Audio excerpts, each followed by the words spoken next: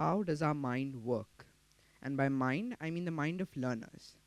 Most learners prefer non-academics over academics, and thus there is no balance in their educational life whatsoever. Does this mean the education system is failing? Namaste everyone. My name is Khushal Melvani and I'm an 11th grader, and today I'm going to talk about how does our mind work. So, the famous Greek philosopher Plato once said that the direction in which education starts, a man will determine his future in life.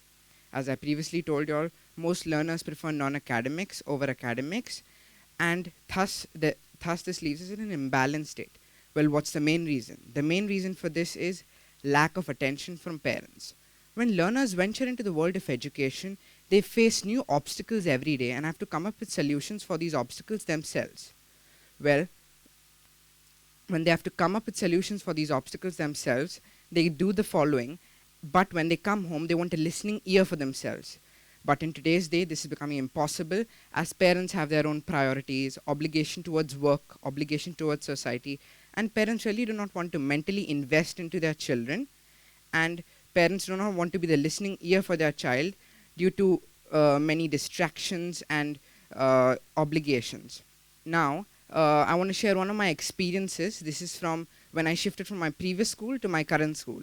In my previous school, I used to have tons of homework on a daily basis, and I used to have exams literally every week.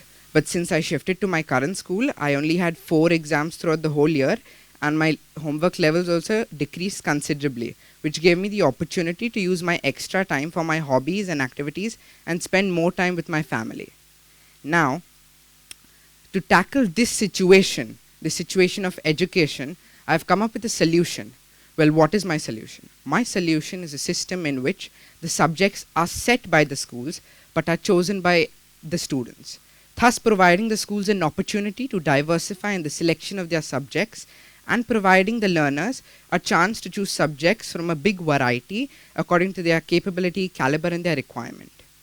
Now, here there are mandatory 30-minute classes for all of the 5 subjects in the beginning, where only teaching of concepts takes place and no writing whatsoever takes place. All the students are also told to pay full attention towards the teaching, which is then followed by a 30-minute break, after which we have similar sessions taking place, but in these sessions, for the 5 subjects, we have completion of homework and classwork taking place. Thus, this helps us in building our speed, concentration level, and confidence level. Now, in the second session of the day, we can clarify any doubts of ours with our educators, and our educators can also conduct external assessments, project work in a CCE, that is a continuous comprehensive evaluation method. Now I'm going to tell you all of this in the form of a detailed analysis with the help of a timetable. So school begins at 7:30 in the morning, which is then followed by 5 classes of 30 minutes each for each subject, where only teaching takes place. So the first session ends at 10 o'clock, which is then followed by a 30-minute brunch, which is basically breakfast and lunch, which ends at 10:30. After which the second session of the day comes into action, where we have classwork and homework completion. This ends at 1 o'clock.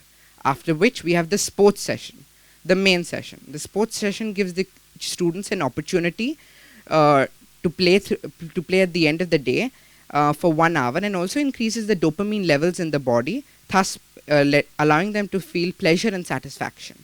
So at the end of the day, the learners leave school at 2 p.m. with no homework load with themselves, and get the opportunity to spend this time at home, and invest this time in hobbies, activities, and spend quality time with their family. Now, let me take you into the 3 modules I have created: the beginners module, the juniors module, and the seniors module. The beginners module is applicable to all learners from grade 1 to grade 4. Here, the subjects are set by the schools and are mandatory for the learners to do so, thus providing the learners a strong foundation, which is then followed by the juniors module. The juniors module is basically a module in which all learners from grade 5 to grade 7 are allowed.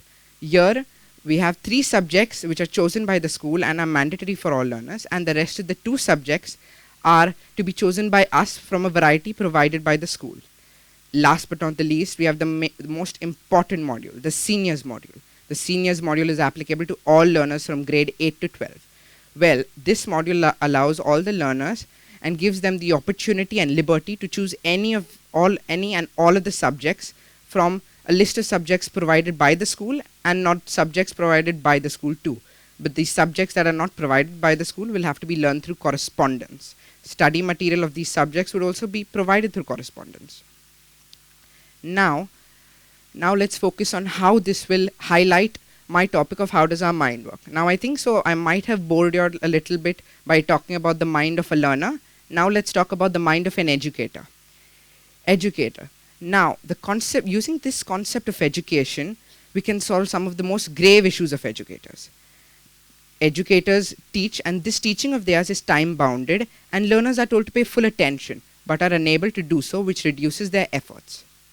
Now the second session of the day acts as a relaxer for the teachers, as now they can relax while the learners are completing their classwork and homework, but at the same time keep a close eye on the way the learners do their work and also inculcate time management skills in them. Which is then, now I want to share one of my experiences, it's not an experience, it's something I see on a daily basis. I see that my teachers have continuous classes without breaks in the middle, and they have to teach different concepts to different groups of students, different age groups, and I see that at the end of the day when they come back and sit at their desk, they're fed up, and sometimes it also ends up with them ruining their own lifestyle.